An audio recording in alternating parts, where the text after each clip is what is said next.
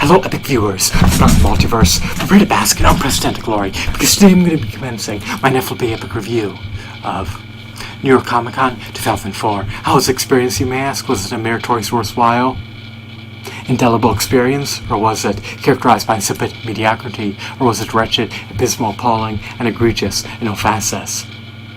From my perspective, in my opinion, in the form of a quantitative score, I'd rate the experience to be a 10 out of 10. Why? I love Manhattan. The Comic-Con was just brimming with life, excitement, energy. You could truly feel the synergy.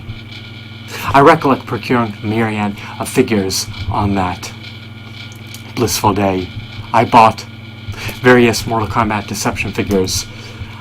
I procured Sub-Zero, Scorpion, Raiden, and Baraka in action figure form.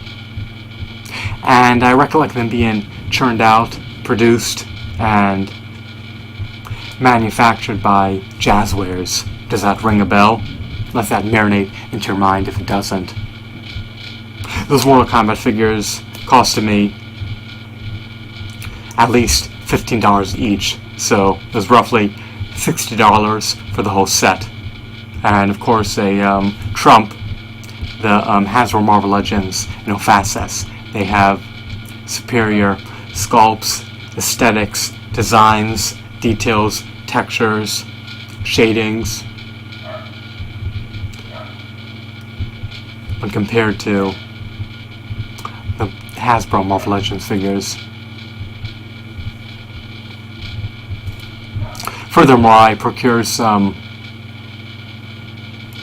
Halo 2 Joyride figures. Those figures are quite extraordinary. They're remarkable. They're quite stellar, to say the least.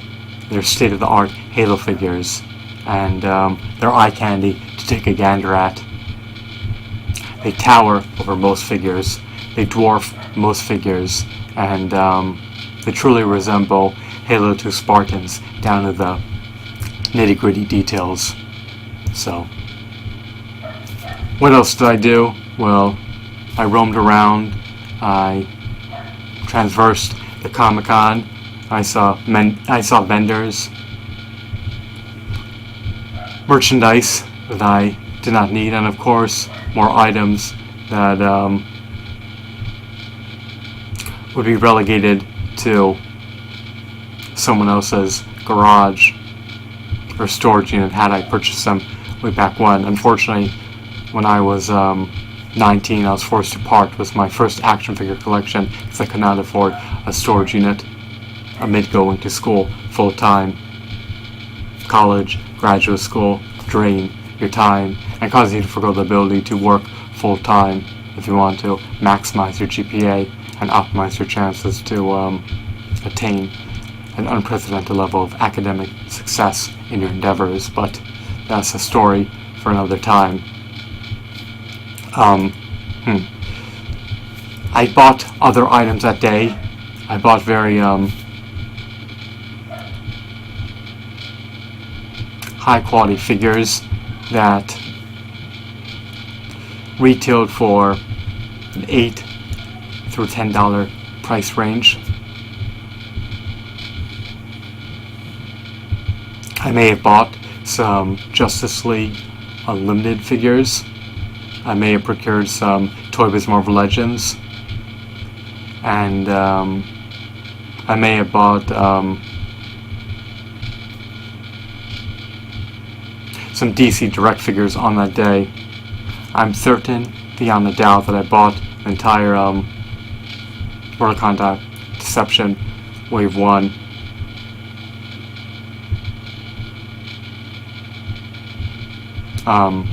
In terms of other figures, I recollect buying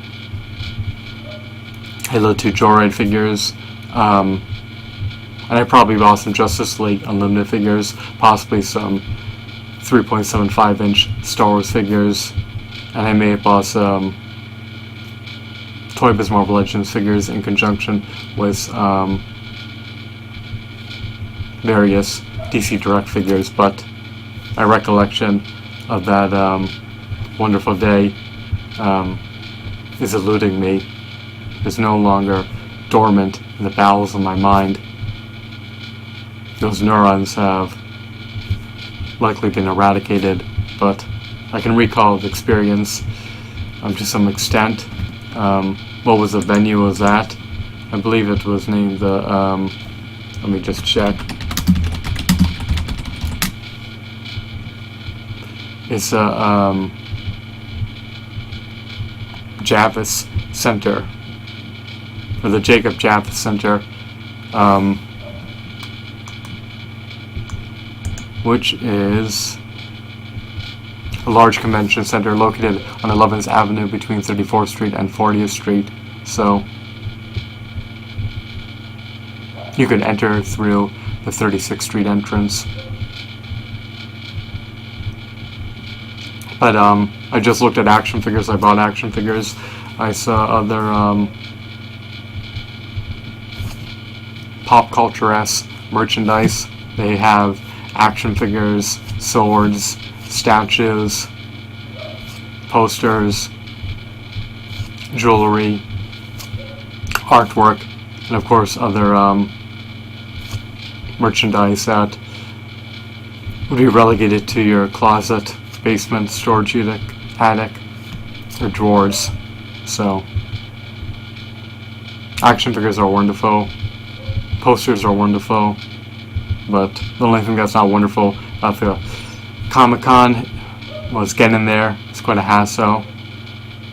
The roads in New York City are inundated with traffic. They're over congested, to say the least, metaphorically speaking. Getting in the front door could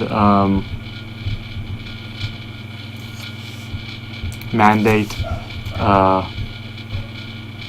$35 to $45 admissions fee. What is it today?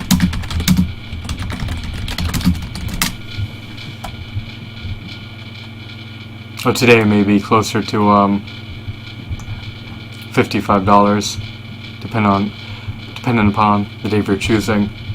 A Comic-Con pass can cost between $45 and $63 per day, so they're not cheap to get into, but it's definitely a wonderful experience that you should check out if you have disposable income. However, if you're destitute, indigent, and impoverished, as I am, then I recommend going to the Comic-Con and wait until you at least have sustenance and at least some semblance of a reserve before you part with your finite monetary assets or your fiat currency.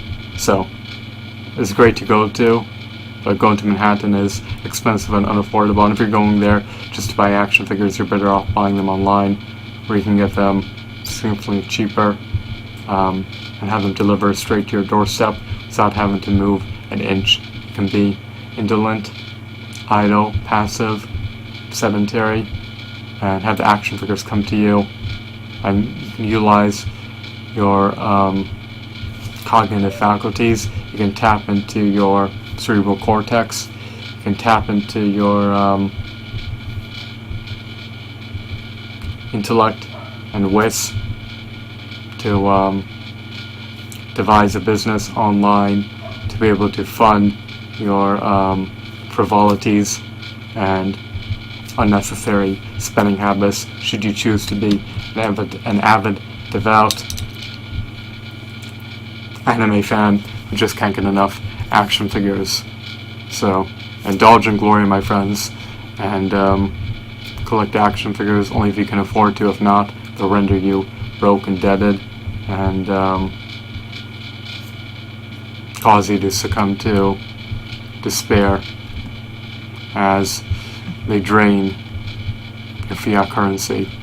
So I hope they found this video to be enticing and enthralling. I give the experience a 10 out of 10, even though it's unaffordable to just get in.